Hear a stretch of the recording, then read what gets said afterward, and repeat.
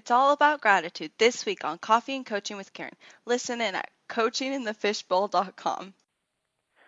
Good morning. This is Caryn, and you are listening to Coffee and Coaching with Caryn. And my guest is Shari Yantes. And Shari is a personal success coach, a speaker, and an author. And she devotes herself to helping people live their dreams and find authentic happiness and success. Shari has overcome many challenges of her own, and she's thriving in spite of them. She'll help you take control of your life and find a way to live your authentic, thriving life. Shari, thank you so much for being with me this morning. Well, thank you for having me, Caryn. I am so excited. We are talking about my favorite topic today, which is gratitude. And I'm just so glad you're here. We've got some fun stuff coming up. And if it's okay with you, I have a question for you. That is perfect. I know you've been through a lot of challenges, a lot of obstacles in your life, but you have learned to thrive through the chaos, and I love that. Can you tell me what is it that you are so grateful for today? Would you share with us about gratitude? I will. You know, Caryn, I am, of course, first and foremost grateful for my kids. They're my everything and the number one thing in my life, and probably always will be, and I think every mom can understand that. Absolutely. It is what it is. But I'm grateful that due to all the things that I've been through, that I was able to come out on the other side and not get stuck in any of them. And I'll cover that in a minute. But I am able to see everything as a lesson. And even though there were some horrible things, I'm grateful that they happened because they made me who I am today, and they have allowed me to be able to help other people find the lesson and have gratitude and make the best of their life so that they can have a happy life. The world has brought me, the world has brought me just some amazing gifts. I have the most amazing people and opportunities in my life, and I think that all spawns from being grateful and thankful and appreciative of what you've been given. I agree, and it's so important. One of the things you said just resonates with me on so many levels, where you said you've taken the lessons, because we've all been through all kinds of things in our lives that we wouldn't redo. But those lessons, oh goodness, please share more. I love this. I grew up in a very small town in a very blue-collar environment, and, you learn the lessons that this is how life's supposed to be. You grow up and you find somebody to take care of you, and you get married and you have babies and be a good mom and all of those things. However, I watched my father drink and have affairs, and, I ended up marrying somebody who was a lot like my dad in the fact that he was he didn't drink and cheat like my dad did. He drank a lot. It was a very tumultuous, fighting, yelling, screaming relationship. Ended up getting divorced. I then dated a very, very bad person. And I tell people, the good times were really, really good, but the bad times were really, really bad. And they were a lot more than the good times. And, I went through some physical abuse and thought I might not live to tell about it. I had restraining orders. I had security systems in place because I couldn't be alone without protection for a long time. Yeah, it was a very, very scary time in my life. And then I met a man who was completely opposite. I got married for a second time after I broke out of the abusive relationship. I stayed single for a while. It's not like I jumped out of one pot into another. And then that relationship ended and what have you. And, I lost my real dad when he was 51 years old. I lost my stepdad at 65. I lost a sister when she was 40. All those things make you think. And like I said, I'm so grateful that I decided, you know what? All of those things made me stronger. All of those things made me say, I'm going to live my life the way I want to. It might have taken me 40-some years, but now I get to live my true, authentic life, and I'm happy. I'm out of, I'm working on my own. I'm helping other people do the same. My kids are healthy. I've got nothing to complain about in the big scheme of things. My life is awesome. Wow. all of that, I mean, you and I have some things in common with the abuse and Yes. stuff like that. And it's incredible because there comes a point, and, maybe you can share a little bit about this, where you look at all of the things that we're walking through, and instead of allowing them to knock us down, there comes a point where it's like, you know what, enough is enough, and what lesson can I take to shift out of that? And did you have an experience like that where you decided it was no longer going to knock you over, it was going to be a lesson and something that you could do to help others? I think we all kind of get to a point where we hit whatever that rock bottom is. For me, my first rock bottom was when I was being beaten by the bad guy. The night my real father died, he got real angry about something and beat me to a point where I wasn't sure I was going to wake up the next day. I actually was quite surprised when I did. I remember playing dead so that he would quit beating me. That was when I decided, you know what, I have a daughter that I need to take care of. And if it weren't for my kids, I'm not sure how much I would have fought and how hard I would have tried to live my life. I may have given up. There were many times where I thought it would just be easier to end it all than to deal with it. But I had these kids. My kids are almost 12 years apart. And I laugh about that now. It was a big surprise and a big change. I'm pretty sure that someone, God, whoever you believe in, decided that I needed to have these kids. I've always had somebody to take care of that has helped me to say, no, you need to be strong. And you need to be strong for these kids. That's what kept me going every time. And I think you would agree, just because we've made it through doesn't mean that we don't get in those bad spots. We get there too, and we get sad and we wonder and we don't know what to do. There is that turning point where we say, you know what, screw this, I'm tougher than this, and we figure it out. Yeah, you are so right and so dead on. And I would love for you to share more about an authentic, thriving life, because for some people that term is just not familiar and they don't understand. So would you share a little bit more about that and that wonderful place? The authentic, thriving life is being who you're meant to be. And, again, most of us are told this is how you live your life. I call it the white picket fence. This is what the storybook world says, and that's not right for everybody. And so when you get to live your life authentically and be who you are and, whatever that is, maybe you want to be an artist, but mom and dad said you have to be a doctor or a lawyer. Maybe you want to have an alternative lifestyle of some type. Maybe you don't want to be in the religion you were brought up to live in. You get to make those decisions, and you get to create the life you want the way you want it, not how everybody else thinks it should be. You learn to thrive when you create your own life. You get to design it. You don't have to live a life designed by somebody else. Wow, that is so powerful, and a lot of times people miss that message. And Shari, I want to thank you so much for sharing about gratitude with us today. Is there anything else you'd like to share before we sign off? My only last thing is to say, before you go to bed every night, name 3 things you're grateful for. Write them in a journal, write them on a piece of paper, say them out loud, so you do it, but that's the last thing you should do before you go to bed. That invites more, and you fall asleep on a positive note. Oh, that's beautiful. Ladies and gentlemen, you've been listening to Coffee and Coaching with Caryn, and my guest today has been Shari Yantes. Her website is www.shari, SHARIYANTES.com, and that will all be on our website at Coaching in the Fishbowl on Facebook. All that information there. Thank you so much, Shari, for being with us today, and we will be right back. Need a little more happiness in your life? Here you go. The Happiness Recipe Podcast to the rescue. Listen each week as June Klein and Sandy Weaver Carmen share wit, wisdom, and wonderful food with their guests. Guaranteed to add happiness to your life. happinessrecipe.net. Are you looking for quality entertainment and activities for the entire family? Then come on down to the Plaza Theater Company and Plaza Academy Dance Studio, located in Cleburne, Texas.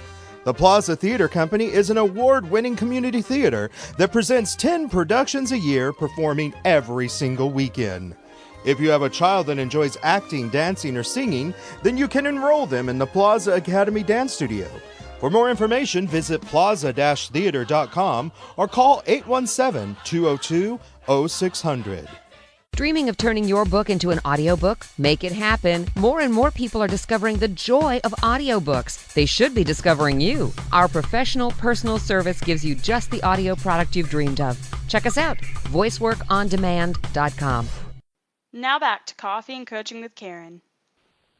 And we are back. You are listening to Coffee and Coaching with Caryn, and what a wonderful week we've had. This is all about gratitude and living gratitude, the power of gratitude, being grateful. And one of my favorite questions is, what if you woke up tomorrow and the only thing in your world was what you said thank you for yesterday? You know, just a thought. So we're going to move on because the next guest I have, I am so grateful and that she was able to coordinate, and I was able to coordinate a scheduling to bring this wonderful information to you. She's an amazing lady. Her name is Holly Matson, and she is the end-all, be-all at Light Seeds by Holly, and it's lightseedsbyholly.com. I encourage you to take a peek at her website. You're going to be excited and surprised when you get there. And Holly, are you here with me? I certainly am. Thank you so much. Gratefully so.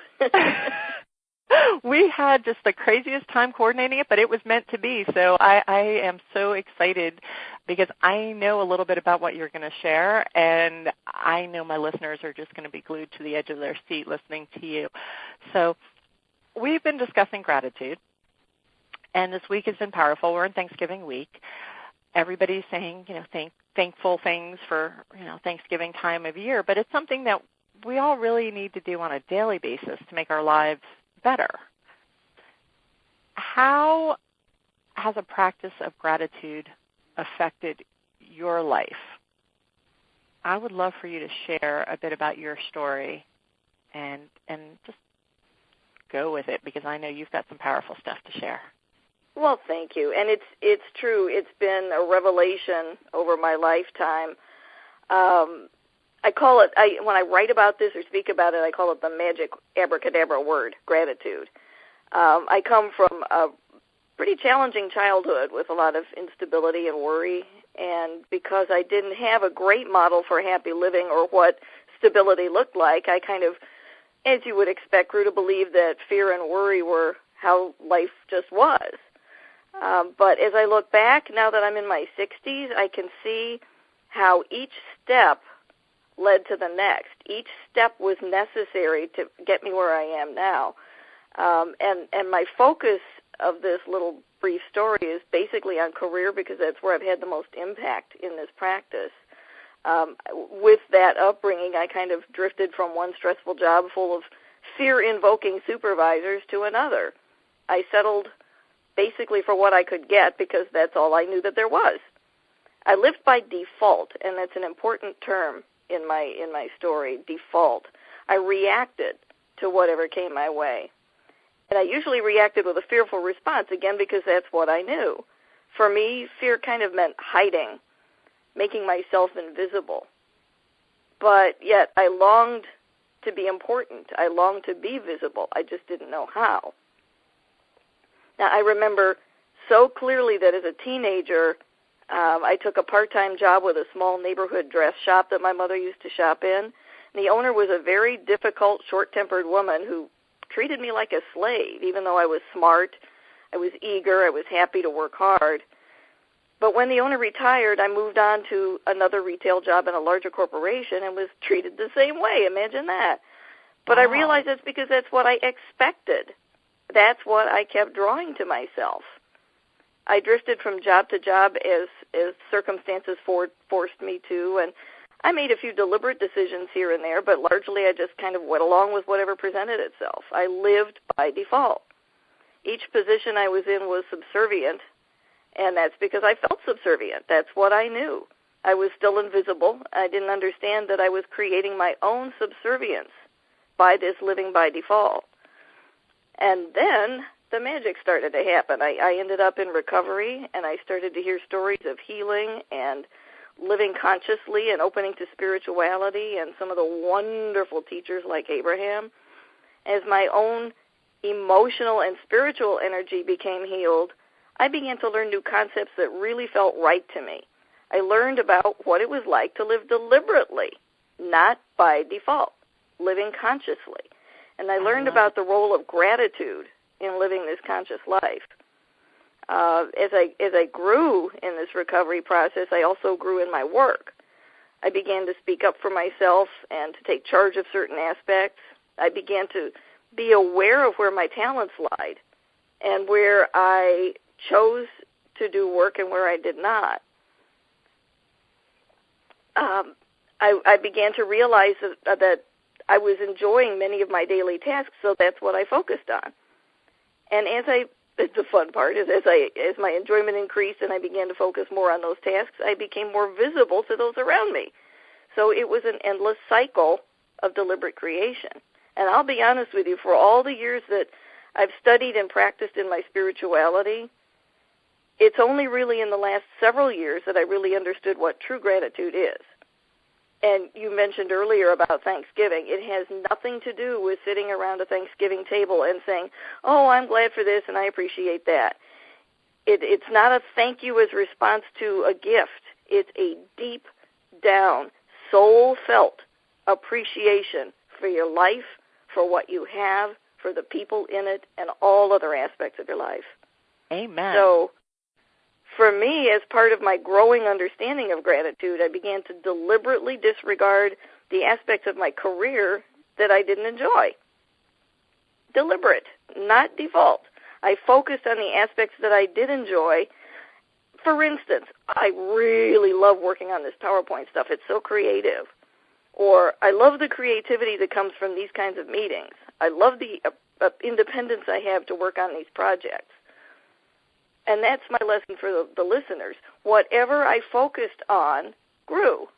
Whatever aspects I really enjoyed, I combined those into thoughts of other kinds of thoughts that I had about my life that were all based on appreciation. So, in other words, I intermingled appreciation for my life as well as for my work. And before long, I had done such a good job of manifesting and of deliberate gratitude, I found myself laid off from a job I detested. Go, Holly! I realized what a fabulous opportunity I had to really dig down and really practice what I was preaching for conscious, deliberate creation. So I finally, thanks to the teachers and friends and everybody around me, I had the courage to step out and really take charge of my career rather than living by default and in subservience as I had for so many years. I focused on those aspects of my work that I did enjoy and on those aspects of my life that gave me the most pleasure. And you know what happened? Well, you don't, but I'll tell you. I combined my corporate experience with my spirituality. I created my own company as a spiritual virtual assistant, which is, as you mentioned, Light Seeds by Holly.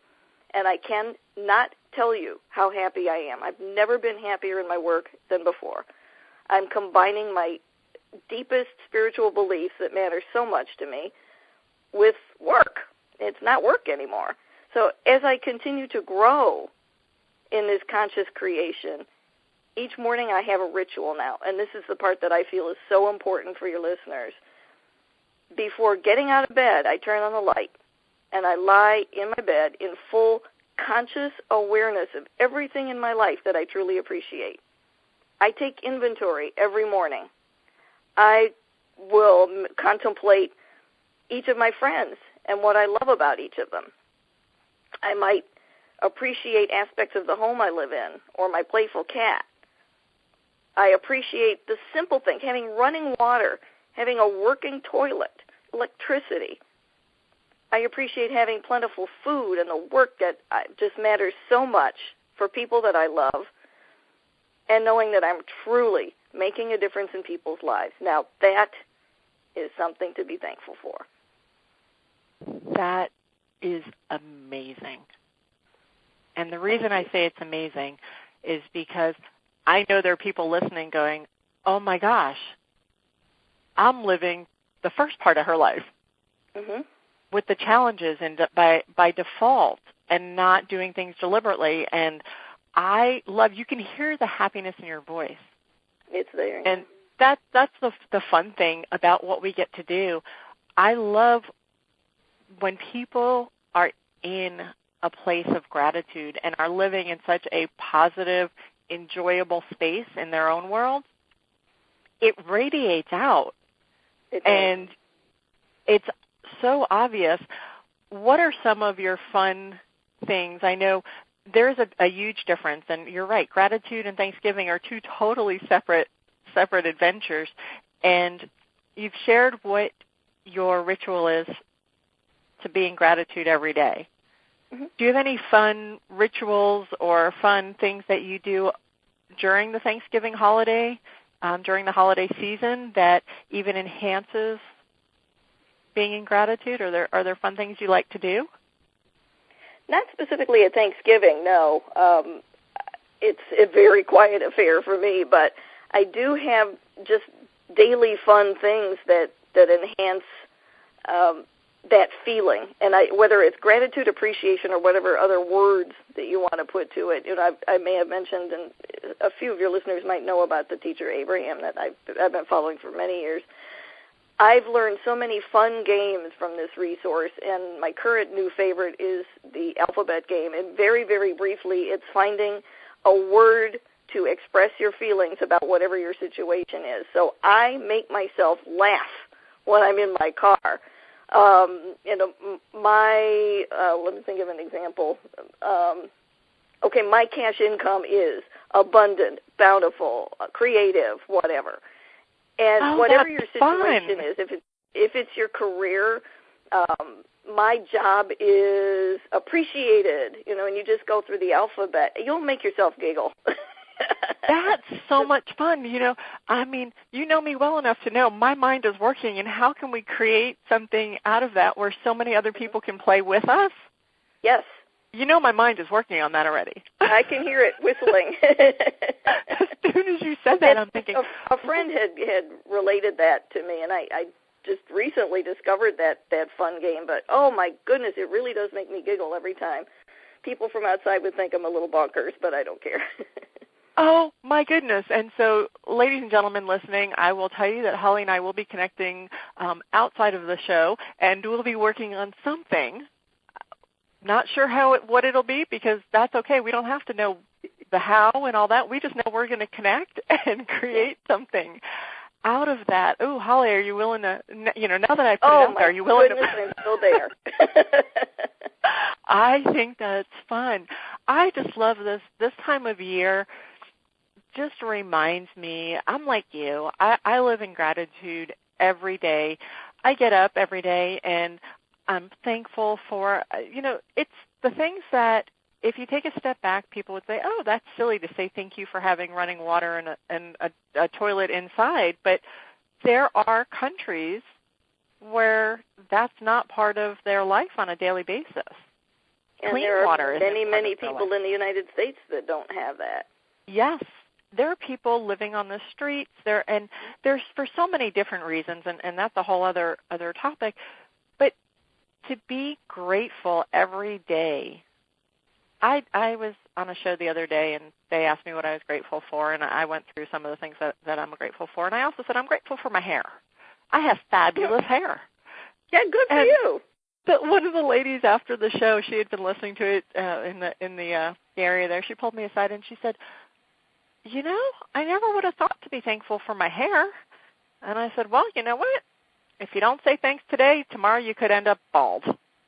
And she just laughed because she has this beautiful, long, thick hair. And I could just see her, as I'm saying that you could be bald, all of a sudden her hands went to her hair and her head, and she's like kind of running her hands through her fingers through her hair. It's all of these little things that add up that make our lives so powerful and enjoyable. And just like you said, we get to live deliberately, not by default. And I love that you shared that, because that's such, in a world where so often people start expressing how things are happening to them, and they're not necessarily happy things. I love that you shared that we are living deliberately, so we get to choose. Many people think things happen to them and stuff just happens.